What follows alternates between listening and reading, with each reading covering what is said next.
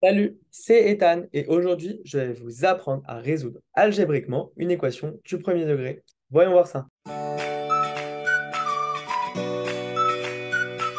Donc comment résoudre algébriquement une équation du premier degré? Tout d'abord, qu'est-ce que c'est qu'une équation? Une équation, c'est deux entités quantitatives séparées par un signe égal, dans lequel nous avons des nombres et des inconnus, principalement sous la forme de x. En effet, x est une inconnue.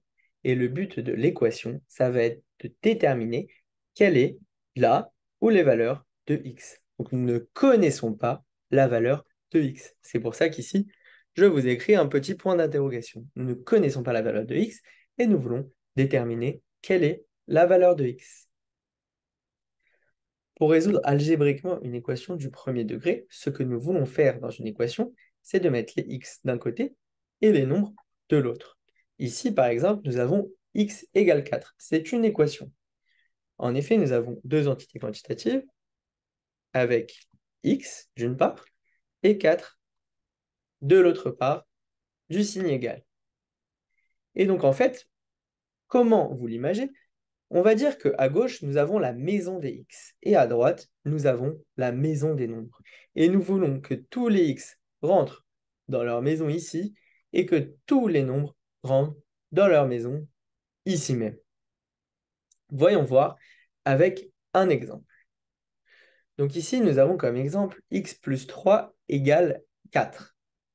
C'est une équation. En effet, nous avons x plus 3 ici, un signe égal là, et 4, un nombre ici. Maintenant, si j'écris en rouge les x et en violet les nombres, je remarque que j'ai des nombres dans la maison des x. Et ça ne me plaît pas. Je veux avoir ici que du x et ici que des nombres. Alors, comment vais-je me débarrasser de ce plus 3? Je sais que cette partie est égale à cette partie. Donc, si on rajoute, on enlève le même nombre à gauche et à droite, l'égalité va rester la même. Donc moi, mon but, ça va être de supprimer le plus 3. Comment vais-je supprimer le plus 3? Et bien pour supprimer le plus 3, je n'ai plus qu'à rajouter moins 3. Car si je rajoute moins 3, je vais avoir plus 3 moins 3 qui est égal à 0. Donc ce que je vais faire là, c'est que je vais écrire une barre et je vais écrire moins 3. Donc en fait, je vais rajouter moins 3 des deux côtés. De ce côté-là et de ce côté-là. Donc je vais désormais écrire x plus 3 moins 3.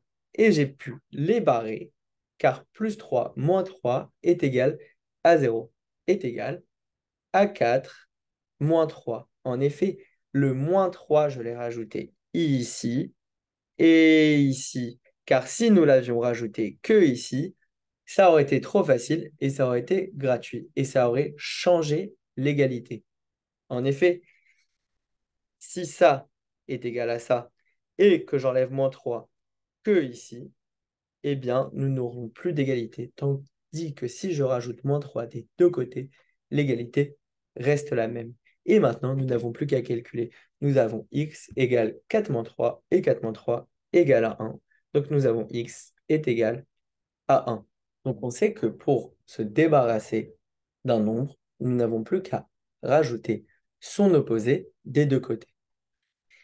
Mais maintenant, il y a quelque chose d'autre dans les équations que nous allons vérifier. Ici, nous avons comme équation 2x égale 7. Et si je colorie les x en rouge et les nombres en violet, nous aurons 2x à gauche égale à 7. Donc ici, nous avons que des x et ici, nous avons un nombre. On pourrait penser que c'est fini, mais moi, ce que je recherche, c'est x, c'est pas 2x. Et ici, j'ai 2x.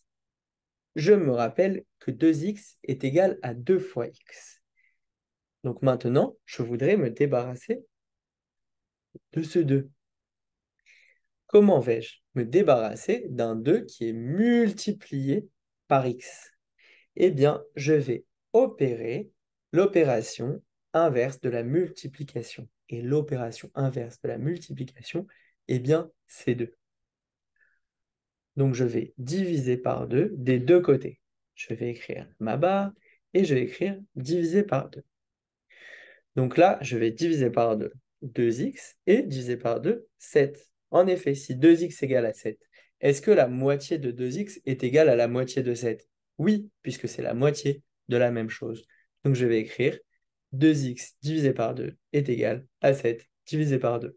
Nous voyons que les deux ici, nous pouvons les barrer et nous avons comme résultat final x est égal à 7 sur 2. Maintenant, voyons voir un exemple regroupant les deux principes que nous avons appris. Donc ici, nous avons 5x plus 4 est égal à 3x plus 12. Si j'écris en rouge les x et en violet les nombres, nous avons ceci. Donc là, qu'est-ce que je remarque? Je remarque que dans la maison des x, ici, j'aurai un nombre, plus 4. Ça m'embête. Et dans la maison des nombres, ici, j'aurai un x, 3x, et ça m'embête. Et donc, je vais vouloir m'en débarrasser. Je vais commencer par me débarrasser de plus 4. Je rappelle, pour se débarrasser d'un nombre, nous devons additionner les deux côtés de l'équation par l'opposé de ce nombre. Et l'opposé de plus 4, c'est moins 4. Donc, j'écris la barre et j'écris moins 4. Donc, je vais écrire moins 4 des deux côtés. Du premier côté, si j'écris plus 4 moins 4, j'ai 0. Donc, il ne me reste plus que 5x est égal à 3x plus 12 moins 4. 12 moins 4 est égal à 8. Donc, nous avons 5x égale 3x plus 8. Maintenant, je remarque que ici, je n'ai que des x et ça me va très bien.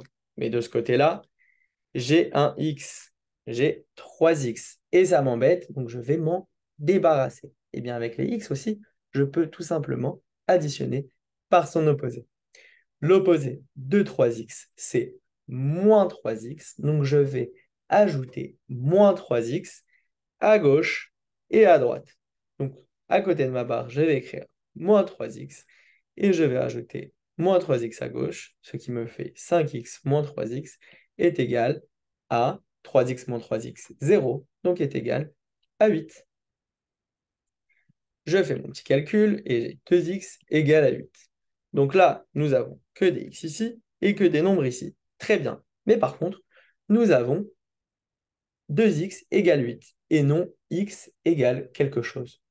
Donc je vais devoir diviser les deux côtés de l'équation par ce qu'il y a devant x, c'est-à-dire par 2.